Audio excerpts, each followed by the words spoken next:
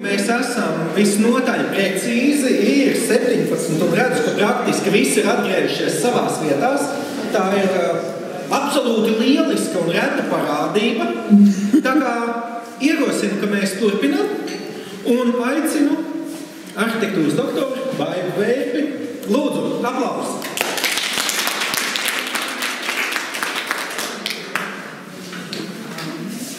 Labdien, cienījami apmeklētāji! Man ir šodien ļoti liels prieks uzstāties šajā konferencē.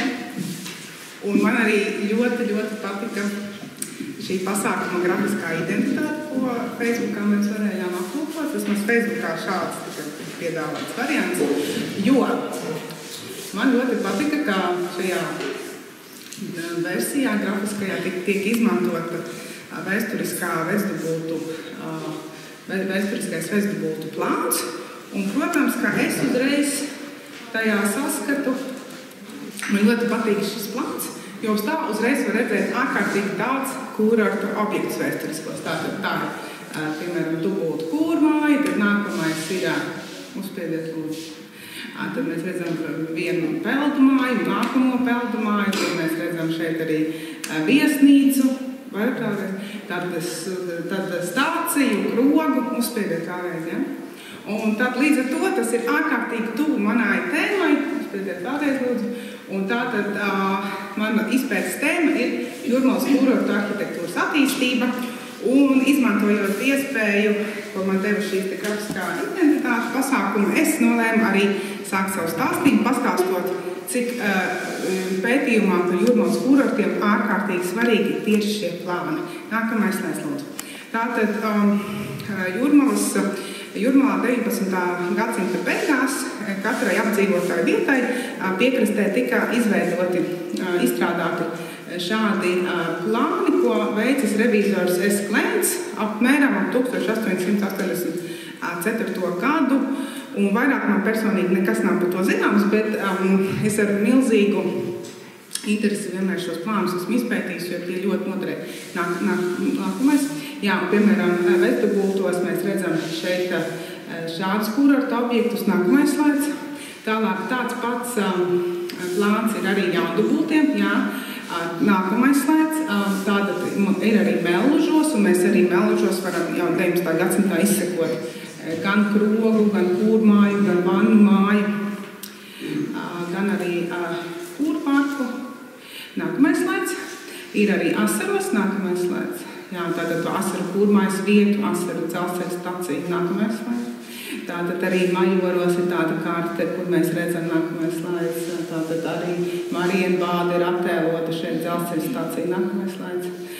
Arī Edinburga, jā, Edinburgas plāns, kurā ļoti labi redzams, kā izskatījās Edinburgas kūrmājas vieta. Tad mēs arī redzam vēl vienu vannu māju pie jūras. Nākamais slaids. Tālāk arī dzelzceļa stacija. Nākamais. Arī mums ir Bulduros arī ļoti interesanti. Gan viesnīca parādīta konkrēta lokācijas vieta, gan dzelzceļa stacija. Nākamais. Nu, lūk. Iepriekšējais. Lūk. Un šie plāni ir ārkārtīgi vērtīgi ar to, ka viņus taisīja viena cilvēks, un viņus var arī īstenībā sakompilēt. Un izveidojot karšu kompilāciju, 19. gadsimta beigās varēja tiešām iegūt tādu kopskatu, kā tad izskatījās kurorts, kurorta vietas, teritorijas Jūrmalā. Un no tā var ļoti daudz ko secināt. Faktiski šis materiāls grafiskais ir pamats tam, ko es ņemu pamatu savā pētījumā, kā izejas punktu, no kā tad attīstās tālākajos gadsimtos jau Jūrmalas kurorts. Un es gribētu ar jums padalīties tādā nelielā atklājumā, kas man ļoti ietekmē manu turpmāko pētījumu par Jūrmalas kurortiem. Un tas ir tas, ka tad, kad es priekš sevis kā pētniece atklāju šos plānus, protams, viņi ir labi zināmi un visiem, bet es kā pētniece priekš sevis atklāju šos plānus, es biju ļoti pārsteigta. Es domāju, kāpēc tie plāni ir katrai apdzīvotāju vietai savs un kāpēc uzreiz nevarēja salīmēt kopā, tā kā es to tagad izdarīju. Tāpēc, ka šobrīd, ko mēs domājam, ka tāda Jūrmala ir tāda viena gara tāda desa, jā, viņa tur ir tā diezgan formāli ir tie nosaukumi, jo nav jau taču nekas tāds sadrumstalots, nav tāds bulduri, tāds vietiņa vai kā, viss ir tāds plūstošs, ja, un no šī acu skatiena. Bet tieši šie sadrumstalotie plāni man ļāva saprast, ka tiešām katra apdzīvota vieta 19. gadsimtā arī bija jāuztver kā atsevišķs kūrorts. Un tāpēc, nākamais slaids, tāpēc savā pētījumā un arī savā promocijas darbā, ko es aizstāvēju pagājušajā gadā, es arī konsekventi lietoju vārdu Jūrmalas kūrorti daudzskaitlī. Tieši izējot no tā, un ja mūsdienās mēs pārsvarā lietojam vārdu Jūrmalas kūrorts, tad to es arī varu uztvert kā tādu attīstību, kā no daudziem kūrortiem, un tātad kūrorts ir kūrorti, tātad saliktamies no kūren, dziedēt un ort vieta, tātad kā no daudzām tādām kūrvietām, laika gaitā attīstīts tad tādā sabiedrības izpratnes līmenī viens kūrorts. Nu, lūk, un nākamais. Tātad kūrorti. Un nākamais, un vēl ko, šī ir mana tātad disertācijas darba grafiskā identitāte, un vēl nākamais jautājums, nākamais jautājums, ko man daudz uzdod par šito Baiba, kāpēc tu tāda trīskrāsaini? Ja, tātad šī ir tātad Jūrmalas kontūra stilizēta, šī brīža Jūrmalas kontūra, jā, kas pēc tāds? Un tikko man arī pirms 5 minūtēm tieši uzdevu šo jautājumu, par ko es pārliecinājos. Un tāpēc es atbildu, ja, ka šie ir trīs apdzīvotas vietas, grafiski tātad Ķemeri, Kāgurciems un Vecdubulti, kuros tad 19. gadsimta sākumā sākās kūrortu funkcija šī brīža Jūrmalas teritorijā. Nu, lūk, nākamais slaids. Nu, lūk. Un sakot, jebkuru pētījumu skaidrs, ka tas pamats ir pareizi saprast jēdzienu. Ja? Tāpat arī, teiksim, un kūrortu jēdziens man par pārsteigumu īstenībā nemaz tik viennozīmīgs un tāds absolūti izprast un saprast nemaz nav. Un man bija jāvelta diezgan liels laiks, lai vispār saprastu, kas ir kūrorts, un it sevišķi arī arhitektūras izpratnē, jo tādas, teiksim, jau pirms tam tāds grāmatiņas, kur tas viss tā skaisti aprakstīts, un kas ir kūrorta objekts, un kas tāda vispār nav. Bet ir dažas definīcijas, un tad jau var ar to sākt strādāt. Ja? Tātad, cara laikos tādas definīcijas, kas ir kūrorts, nevarēja atrast, ja? Bet brīvās laikā konversācijas vārnīcā es ļoti skaisti atradu. Ja? Tātad vieta, kas ar saviem dabiskajiem mākslīgiem dziedniecības līdzekļiem nodeva dziedniecībai un atpūtai. Tad tā bija tā laika izpratne par to, kas ir kūrorts. Un savukārt mūsdienās, ja, tātad pēc neatkarības atjaunošanas, mums ir turismu likums, kurā ir pateikts, ka kūrorts ir vietējās pašvaldības administratīvajā teritorijā vai tās daļa, kurai normatīvajos aktos noteiktajā kārtībā piešķirts kūrorta status. Tad diezgan atšķirīgi šie traktējumi. Un arī, protams, mēģinot saprast, kas ir kūrorta objekts, arī meklēju dažādas definīcijas un ļoti konkrēti atradu tātad mūsu šī brīža aktuālajos apgūves noteikumos Jūrmalā ir skaidri noteikts, ko Jūrmala šobrīd saprot par kūrorta objektiem. Tātad tās ir ārstniecības iestādes, sanatorija, kūrorta poliklīnika, procedūra kabinets, peldiestāde, vannumāja, atklāta dūņu un ūdens baseins atklātā ūdenī, viesnīca un pludmales centrs. Un šobrīd tas ir arī viss. Bet es tātad zinot šo te vēstures kontekstu, ko es arī pirmīt rādīju, arī ko var redzēt arī kartēs, es sapratu, nē, it's not enough, tas nav pietiekoši, tas nav pilnīgs saraksts. Nākamais slaids. Un līdz ar to es turpināju arvien vairāk izpētīt vispār, kas ir kūrorts un kūrortu veidus un arī kūrortu objektus. Nu, lūk, un kūrortu veidi, kūrortu vispār arī iedalās vairākās kategorijās, tātad attiecībā pēc funkcijas, pēc laika un arī nozīmes. Un Jūrmala šajā sakarā tiek pieskaitīti pie balneoloģiskajiem vai piejūras kūrortiem vasaras sezonā un valsts un vissavienības kūrorti, kas drīzāk attiecās uz periodu, kad mēs bijām Padomju Savienībā, un mēs esam dzirdējuši šādu teicienu vissavienības kūrorts. Jā, tā kā Ķemeri bija tajā laikā vissavienības kūrorts, nākamais laiks. Nu, lūk, un īstenībā, kas ir kūrorta objekti, nekur vispār līdz šim nav tā noteikts. un tātad izpratne ir ļoti dažāda. Un manā pētījumā viens no būtiskākajiem izējas punktiem vispār bija saprast, kā nodalīt kūrortu objektus no nekūrortu objektiem. Ja, tāpat kā dažos citos pētījumos ir svarīgi saprast, kas ir īsts un neīsts, ja, kaut kas. Ja. Nu, lūk, un es priekš sevis nodefinēju, ka kūrortu objekti ir tie objekti, kuri noder dziedniecībai un atpūtai, un savukārt pārējie ir tādi saucamie vispār pilsētas objekti. Tātad dzīvojumā, tirsniecība, bīroji, transports, rūpniecība. Nu, lūk, un no tā arī es sāku šķetināt vispār, kas ir kūrortu arhitektūra un kā tā attīstās. Nākamais slaids. Nu, lūk, un arī tātad viena ļoti būtiska un arī ārkārtīgi vienkārša atziņa par to, kas ir kūrorts. Manā izpratnē ir tas, ka kūrorts sastāv no tādām divām komponentēm. Tieši tā, kā tas ir tā konversācijas vārnīcas definīcija. Tā ir vieta ar dabisku dziedniecības resursu un dziedniecības objekts. Tātad pats par sevi, tātad ir kūrorts.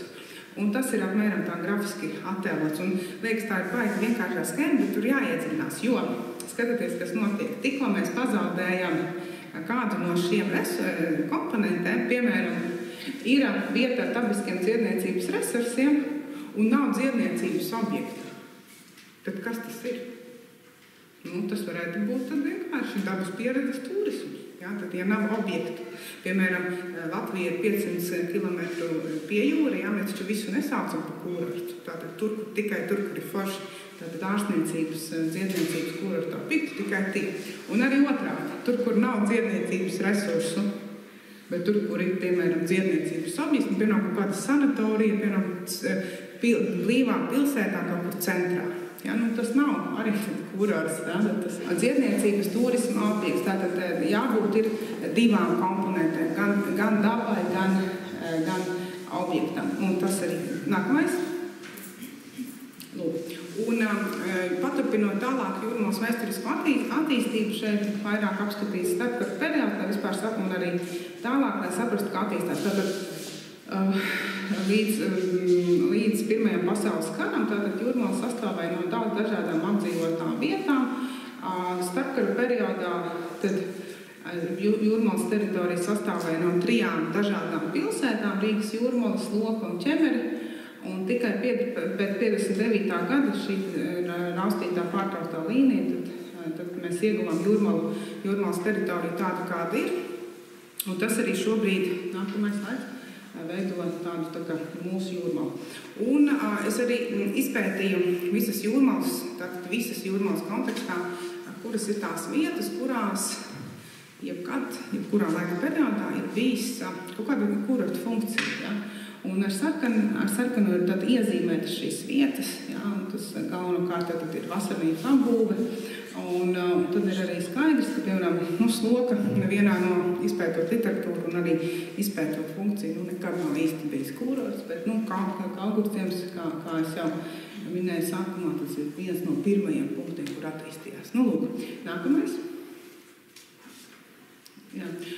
Un izpētot kūrorta objektus un kūrorta arhitektūru, solīti pa solītī, mēs esmu nonākusi pētījumā pie tāda sarakstiņa ar kūrorta, visdažādākajiem kūrorta objektiem, klasificētos attiecīgi dziedniecības objektos un atpūtas objektu savukārt vieglākai uzskatāmībai ir klasificēta viesu izmitināšanas objektos, izklaides objektos un atpūtai dabā. Un tad attiecīgi vēl vairākas iedalījumus. Un šodien es jums gribēšu, un īstenībā nevis gribēšu, bet tikai paspēšu pastāstīt par dažiem, galvenokārt dziedniecības objektiem un dažiem viesu izmitināšanas objektiem, bet jūs, kā redzat, man ir potenciāls stāstījumiem tālākajiem milzīgs, jo tas pietiks ļoti daudzām citām varbūt prezentācijām nākamais. Lūk, un nākamais lētot. Un arī savu pētījumu es ļoti konsekventi iedalu tātad 4 vēsturiskajos posmos, un arī tā arī secīgi pētu tātad periods līdz Pirmajam pasaules karam, starpkara periods, padomju periods un mūsdienas, par ko es apmēram saucu tātad mūsdienas ir pēc apmēram 2010. Bet, periods pēc neatkarības. Un arī man tālāk jūs redzēsiet, ir tādas augšgalā katram slaidam tādas orientējošie grafiki, ko var apmēram saprast, kur atrodas tas objekts, vai nu Rīgas Jūrmala vai Ķemera nākamais slaids. Un es arī esmu norādījusi izmantot to avotus zināšanai, par ko es runāju. Un, protams, gribētu uzsvērt, ka milzīga materiāla daļa tiek vienmēr ņemta no Jūrmalas muzeja krājumiem, jo Jūrmalas muzejā ir fantastisks tātad vēsturisko attēlu, atklātnīšu un fotografiju klāsts, un ar to vienmēr bija ļoti labi strādāt, un liels paldies muzejam par atbalstu man zinātniskā darba veikšanā. Nākamais slaids. Nu, lūk, sākam ar dzīvniecības objektiem, tātad un nākamais slaids. Un Piejūras vannu mājas. Piejūras vannu mājas bija tātad dažādas iestādes, kas atradās Jūrmalas pludmalē un kuras nodrošināja siltas jūras vannas apmeklētājiem. Šeit ir neliels apkopums, kā viņas reāli izskatījās, un viņas savā ziņā, viņām ir ļoti daudz īpašības kopīgas. Tātad viņas galvenokārt bija tādas taisnstūra veida ēkas pretī jūrai, un viņām vienmēr bija tāda gan trīs vienmēr tāda vertikāli akcenta tornīši. Un es to interpretēju tā, ka, ejot pa pludmali, cilvēki norientējās un tālumā, piemēram, redz to tornīti labāk, vai redzams, teiksim, ar šo tornīti identificē šīs ēkas atrašanās vietu. Un viņi arī atrodās vienmēr uz tādiem paaugstinātiem cokuliem un koku pāļu, lai, teiksim, tas ūdens un viļņi nenoskalo pašu ēku. Nākamais slaids. Un apmēram pētot daudzumu, Pētera Beltas grāmatā uzgāja datus, kad 1900. gadā šādu objektu Jūrmalas pludmalē ir bijis 19. Lielākiem no tiem bija jaundubultos. Un man ļoti pārsteidz, ka, piemēram, Dzinteros tādu objektu vispār nebija uzskaitīts vai bija vismaz viens, kāds viens ir bijis. Nākamais slaids. Un mums ir ļoti palaimējies, ka Jūrmalas muzeja krājumos ir saglabājušies daži arī starpkara periodā pieejamie šādu siltu vannu iestāžu projekti. Un šeit es arī gribētu vērst uzmanību, ka konkrēti šis ir pēc tātad pāraksta tātad arī pat tādi arhitekti kā Konstantīns Pēkšēns tātad ir projektējuši arī šādas ēkas. Un nākamais. Tātad ir pieejami tātad divi saglabājušies šādu ēku projekti, un pēc kā es jau varu spriest, ka tā jau ir konkrēta ēku tipoloģija. Tātad Piejūras siltu vannu māja ir konkrēta ēku tipoloģija, kurai tātad ir raksturīgs gaitenes, un ļoti tāda vienkārši kabineti gaiteņi abās pusēs, un tur ir arī tam raksturīga virtuve, un tad arī vienmēr ir skurstenis, jo tiek piegādāts ūdens, viņš tiek uzsildīts, tad tur ir tāda reāla nopietna uzsildīšanas vieta. Un tad arī nosēdakas ūdeņiem, un kas arī ir interesanti, ka pirmo reizi projektā tādā es arī redzu to, kā tiek risinātas labierīcības. Tad arī tūlētas ir bijušas pašā pludmalē, smiltīs ar tādu bedrīti, ja, un tādas labierīcības, kā tāda sausās tūlētas pludmalē. Tie bija tāda laika arī. Nākamais. Un vēl viena liekas, kā pēc nosaukuma vienāda, bet īstenībā funkcionāli un tipoloģiski pilnīgi atšķirīga ēku grupa ir balneoloģiskās vannu iestādes, tātad Ķemeros, un viņas arī gan pēc funkcijas liekas tāds pats, tāda vannīte, ja? Vanna un kaut kas tur notiek, bet nākamais, lai šis, zinot, 9 iepriekšējais bišķi varbūt. Šie brīnišķīgi attēli, kurus mēs varbūt visbiežāk redzam, ja mēs pētam un skatāmies šo tipoloģiju, mēs varam bieži redzēt kaut ko tādu, un šis konkrēti attēls ir no 903. gada. Un nākamais slaids. Un tad, pateicoties arī Jūrmalas muzeja darbiniekiem, es sapratu, ka ir arī šāds attēls. Un tas ir tātad skaidri un gaiši uzrakstīts Ķemera ūdensdziedniecības iestādē un 1837. gads. Vēsturiski tas ir tas laiks, kad tika uzbūvēts šī vannu māja. Un tad es nevarēju saprast, zinot tās 903. gada bildes, es tā skatos ar šo, es nevaru saprast, kas tas par bildi, kā kā tas var būt? Pilnīgi, es nevaru vispār līdzības redzēt. Es kā arhitekts to daru, es nevaru. Un nākamais slaids, jā, un tad šādas te bildes, un pilnīgi nevar saprast, bet fantastisks tālākajiem. Un tur ir redzams šāds plānojums. Tātad, kā izskatījās pati pirmā ķemera vannu iestāde. Pilnīgi, skatieties, pilnīgi cits plānojums. Tātad gaiteņi ir gar ārējo perimetru un iekšā ir šīs te vannu telpiņas, ja, kur tad ieiet un tad izjēdvās un peldās. Pilnīgi cits plānojuma princips, ja.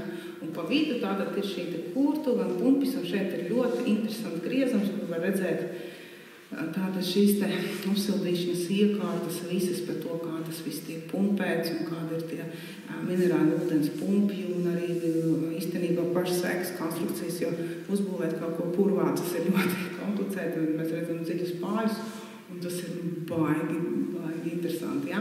Un nākamais slaids, jā, un šos materiālus savukārt arī var uziet tātad vienā izdevumā, jā, kas ir arī datēts ar 38. gadu. Un līdz ar to tas arī šis materiāls izskaidro, ka faktiski pati pirmā iestāde bija tiešām tāda, kāda arī bija tajā litogrāfijā. Un tad ap 20.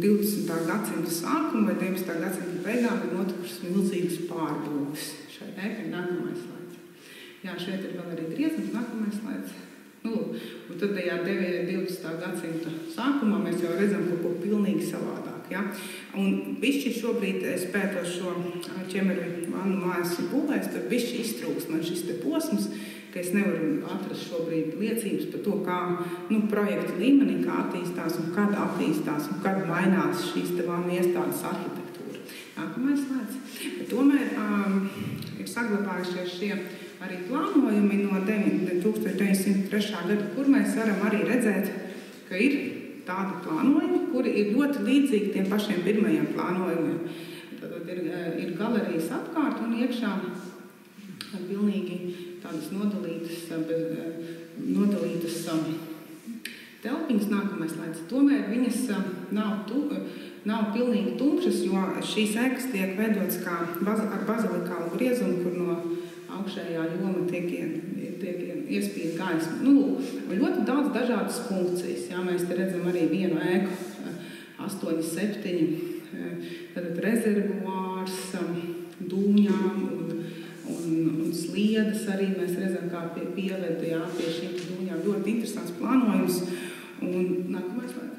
Jā, un arī šeit ir pavisam, man liekas, tā ir A klases iestāde, kur ir arī atpūtas telpas un masāžas telpas un dušas telpas.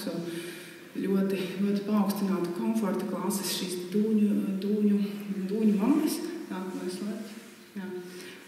Un es izdaru tiešām, ja šo plānojumu analīzes, es tiešām izdaru secinājumu, ka balneoloģisko dūņu māja vai vannu māja ir tipoloģiski pilnīgi atšķirīga no piejūras vannu mājām. Tās ir divas dažādas tipoloģijas. Un ķemera vannu māja starpkara periodā izskatās tik lieliska un tik skaista. Nākamais slaids.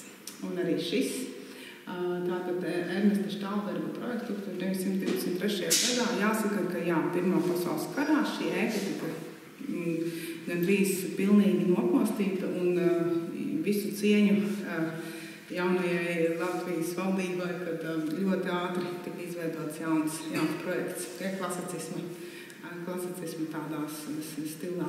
Nākamais slaids. Un man ļoti palaimējās. Es uzskatu, ka tas tiešām ir labs atklājums. Vienā pilsētu projekta arhīvā uziet arī ieceri. Uzsveru, ka tā ir iecere. 59. gadā izstrādāts, tātad jau padomu periodu pašā sākumā izstrādāta iecere par to, kā paplašināt šo dūņu māju. Un arī ieceres dokumentācijas sastāvā ir redzams šis te projekts, uzmērīšana, un tad ir rūpīgi sanumurēts un uzmērīts esošais stāvoklis. Un šo plānu pāds var teikt, ka tas ir diezgan ticami, un tas ir bijis starpkara periodā. Šāds te plānojums ēkai. Un šī ir iecere. Iecere paredz būtiski paplašināt, tas vēl ir uzmērījums. Un tieši no šiem uzmērījumiem es varu saprast īstenībā, kāda tad ir bijis starpkara periodā šī ēka. Jūs redzēt, šeit ir romiešu pirts un basēns un arī vannu mājas, un tā tas izskatījās. Nākamais slaids. Jā.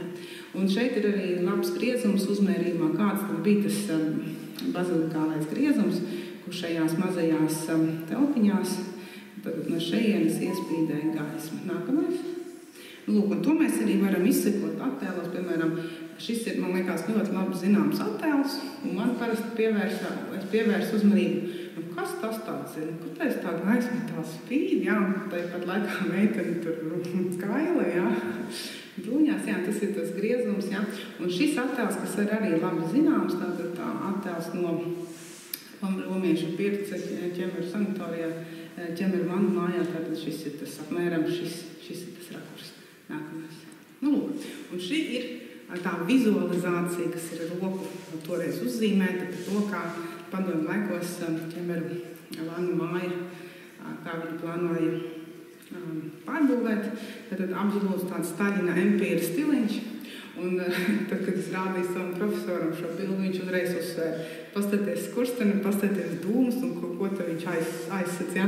Tā kā, skaidrs, ka Eižena Laumas celto viesnīcu tā kā nevar ignorēt šajā rakursā, jā, bet vismaz ar dūmiem var tā kā piesekt. Un tā bija tā attieksme pret iepriekšējo laiku mantojumu. Jā. Bet kā mēs visi tagad saprotam, apmēram šis projekts netika realizēts, bet tas tomēr liecina par kaut kādu vismaz iedomātu attīstības virzienu. Nākamais slaids. Tāds bija tas plānojums, jau daudz kārtīgāks un daudz tāds pareizāks un vienkāršāks. Jā, nākamais slaids. Jā, un šeit ir tātad neliela tāds apkopojums par to, kā attīstās plānojumi. Tātad kāds ir 38. gada plāns, īstenībā tātad plānojuma pamats ir ielikts, un tas tikai attīstās. Tie paši gaiteņi pa vidu, jā, visas šīs te. Un padomju laikā bija ieplānots papildus tikai ģērbtuvs, jā, kas šobrīd arī īstenībā, šis ir ļoti mūsdienās izplatīts plānojuma veids šādām balneoloģiskajām iestādēm. Nākamais. Un tā šī ķemeru vannu māja izskatījās vēl 2010. gadā.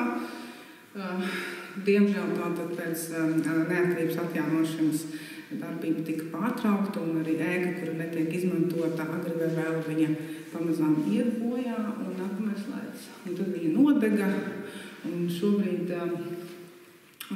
protams, ir tikai tātad bija tāds tā kā konservācijas projekts veikts, nākamais slaids.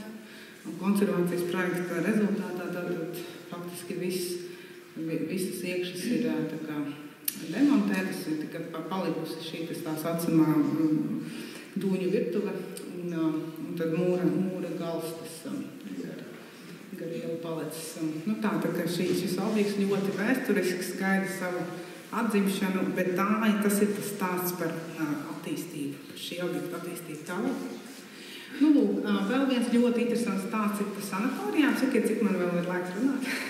Ir 10 minūtes. Ļoti labi. Tātad ir sanatorijas, arī ļoti plaša tēma Jūrmālas kurorta arhitektūras kontekstā, bet parādīšu to, ka ziņas par pirmajām sanatorijām, tā kā oficiāli, tā kā vēl tas stāst, jā. Arī, tad tiek pieminēta Serpenā krusta sanatorija Asaros, jā, 1898. liekas, jā, tā ir sanatorija, bet arī ir bildītas, jā, ka ir arī Pirdas komitejas sanatorija ķemeros. Diemžēl neko vairāk par šo objektu es nezinu, bet bildīti brīnišķīgi, Jūgens tur mājas skaisti. Es pat nezinu īstenībā, kur viņi atrodās. Bet labi, ka ir tāda liecība nākamais. Un šeit mēs nonākam pie ārkārtīgi viena ļoti mums nozīmīga vēsturiska objekta sanatorijas, kas ir Marienbāde. Un Marienbāde, kas atrodās starp dubultiem majoriem un robežas pašā krastā. Es ilgu laiku pētījumā domāju, ir sanatorijas, mēs zinām sanatorijas vēsturiski ārstē tuberkulozi vai kaut ko ārstē. Un tad ir tādas sanatorijas, un viņas jau vēsturiski saucās par sanatorijām. Nu, tur, kur tā ūdentiņš un tā, un terapija un vannas. Un tad es savā darbā noklicu, tā arī izdalīju, kad ir tādas vispārīgās sanatorijas un ir kūrotas sanatorijas. Un tad šī Marienbāde kūrotas sanatorija, un pievērsiet uzmanību, tad ļoti ātri 1870. Gada uzceltā ēka. Faktiski tātad kūrorta dzīvniecība pie jūras salīdzinoši parādījās Jūrmalā ārkārtīgi ātri. Ja? Un tad mēs varam redzēt, kā tad attīstās šī arhitektūra. Tātad pirmā ēka ir šāda, tādu pilnīgi nesaprotama eklektiska stila diezgan liela būve. Tad 1905. Gadā pēc Vilhelma Vogslava arhitekta projekta tiek uzbūvēts tāds jūgenstila apjoms. Un tad mēs jau 1913. Gada attēlā redzam šādu attēlu un Pirmā pasaules kara laikā, Otrā pasaules kara laikā viņa sagruva, un tad 50. gados, tad laikos tika uzbūvēts arī tāds Staļina empīrisma paraugs, un arī tomēr saglabājot karkara periodu tādu koka galeriju. Tā arī tāds arī ir stāsts par šī objekta attīstību. Nākamais slaids. Un runājot par šīs Marienbādes saturu, ne tikai izskatu, man ir ļoti pārsteidza šīs piedāvājums. Ja, tad ir tāda mājas viesīja 882. Gada publikācija, ko tik nepiedāvā var izlasīt. Ja? Un es pēc tam arī saprotu, ka ir bijušas romiešu pirtis, un vismaz Jūrmalas teritorijā es varu spriest, ka tātad romiešu pirtis Jūrmalā šitā ir pirmā vieta, kur ir bijušas romiešu pirtis, un tad nākamā tad ir tie ķegara vannu māja starpkara periodā. Un man ir bišķi mulsina šis skaits, tad pasniegto vannu skaits pavasaras laiku ir 85,000. Tāds tur teksts ir, bet jābūt kritiskiem pret to. Nākamais slēdz. Vēl viens ārkārtīgi būtisks objekts Jūrmalas kūrorta attīstībā ir Maksimoviča sanatorija. Konkrēti šī ēka, ko visu laiku saka, ka tā ir tā sanatorija. Īstenībā tas bija sanatorija kā ēka kompleks, un šī ir ūdensdziedniecības ēka. Nākamais tātad, kādās inventarizācijas mākslas izpētēs pēdējie plāni ir pieejami. Tātad 3 tādu spārnu ēka, un tad ir arī kabineti, gaiteņu galerijas. Pēc plānojuma ir ļoti līdzīgas plānojums, kāds tad ir šīm te jūras siltumām iestādēm. Nākamais. Bet interesanti ir īstenībā viņa attīstība. Šī zemes gabala un šī objekta attīstība. Tad starpkara perioda plānos ir redzamas šīs te sanatorijas jau teritorija, un kā mēs redzam, tātad sanatorijas sastāv no vairākām ēkām, tā skaitā arī vasarnīcas, un tad arī lielas vasarnīcas, visticamāk pansijas, un šeit ir ļoti interesanti tāds attēls. Un tad es domāju, protams, viņš tāds ir, visticamāk viņš, tad ir tāda bijusi iela, kur tad veda ieeja uz šo sanatoriju nākamais. Jā. Un interesanti ir tas, ka padomju periodā, pateicoties tam, ka jau cara laikos ir bijusi šī dziedniecības funkcija šajā netālajā šajā vietiņā, tad padomju laikos attīstīja šo dziedniecības funkciju, tā piebūvējot klāt jau milzīgu desmitstāvīgu guļamkorpusu un ēdamkorpusu baseinu, vēl vienu jaunu tā saucamo guļamkorpusu. Un, ja mēs salīdzinām šīs kartes, tad tiešām ir notikusi arī pilsētbūvnieciski diezgan lielas izmaiņas. Tātad tā Smiltenes ielas fragments un šī te iela, kas kādreiz no tās bildes bija tā galvenā piekļuvas iela, tika noslēgtas, jā, pievienotas vienam zemes gabalam, un tur ir integrēta šī ēka. Un kopumā mans secinājums par padomu laiku būvniecību ir tas, ka tiešām ļoti daudz kurortu objekti lielie arī, kas padomu laikos tika uzbūvēti, viņi tika vai nu uzbūvēti esošo vietā, vai nu pie esošiem objektiem, kas nāca vēl no cara laikiem vai brīvos laikiem. Tad šis ir piemērs. Šis ir tātad makets ieceres, makets, kā tas bija iecerēts. Un mums vēl pavisam nesen, teiksim, pirms 10 gadiem bija tomēr arī šis basēns izbūvēts, kura nav, un šī ir tad ēka, kura iecerēta bija un nepabeigta, bet šobrīd arī jau ir pārbūvēta un funkcionē kā viesunams. Nākamais. Šis ir tātad sanatorijas Baltija, šis te daudz tā korpus dzīvojamais, nākamais. Un tāds ir šobrīd tas izskatās. Un šobrīd, kad mēs ejam pa Cintaru prospektu, mēs ejam, kas tā domāja, kāpēc viņi tur? Kāpēc tur? Bet tieši zinot šo vēsturisko aspektu, kā tas Maksimoviča sanatorija attīstās un kā vispār kāds bija padomu laika koncepts, ir skaidrs, kāpēc šī ēka ir šeit. Ja? Un nav skaidrs, kāpēc viņa neattīstās. Tas gan man nav skaidrs, ka īstenībā konstruktīvi no arhitektūras un inženieru viedokļa konstruktīvi šī ēka īstenībā ir vēl ļoti labā stāvoklī, ja viņa būtu īstenībā pienācīgi uzturēta un nedemolēta. Nākamais. Lūk, un tāda ir nākotnes iecere. Tātad Jūrmalas būvvaldes arhīvā ir pieejams dažus gadus vecs tāds vizualizācija par to, kā var šo objektu attīstīt nākotnē. Ja? Nākamais slaids. Lūk. Un vēl viena sanatorija, tad laikam arī ar to beigsim, ja nepaspēsim tālāk. Tātad ļoti interesants, tad ir sanatorija Jaunķemeri. Tā gan ir jaunbūve, padomu periodā uzbūvēta jaunbūve. Tātad nākamais solis, vispār kā attīstās sanatorijas, tad 62. gada projekts. Nākamais. Lūk, ļoti brīnišķīgs projekts, ļoti augstas kvalitātes, kā saka, pēckara modernisma ēka, ļoti daudz ietekmēti no klasiskiem, no modernisma klasiķiem, piemēram, Le Corbusier, tātad ar šīm te jumta izbūvēm, jumta terasēm un visu šo te paceltajiem apjomiem. Nākamais.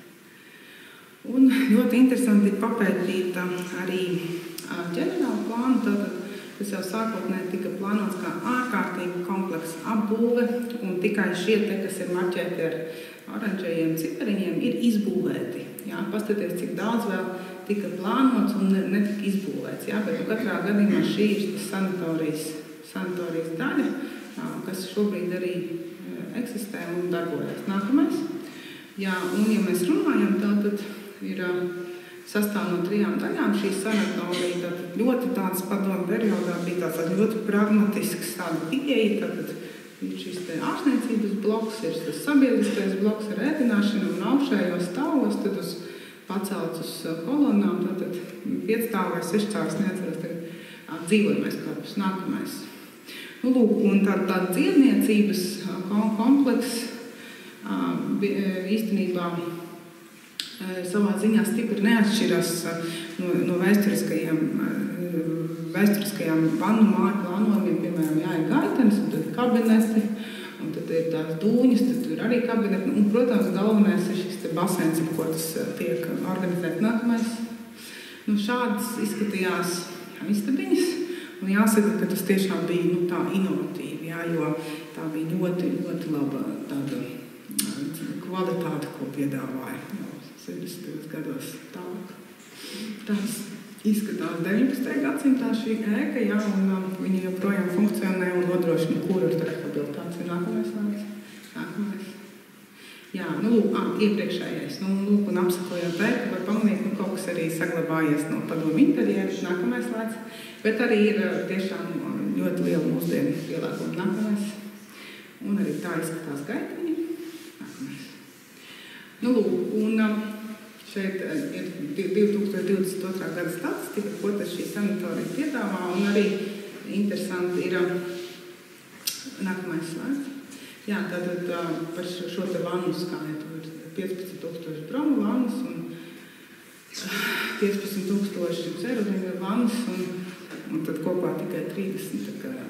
Jā. Un tad, ja mēs atceramies Marienbādē 882. Gadā teikts, pie 85,000 vannas. Tā kā jābūt arī pret vēstures kaut kādām liecībām ļoti kritiski, man liekas, tomēr nesamērojot nākamais laiks. Lūk, tad izlaidīšu tomēr stāstu par atpūtas objektiem.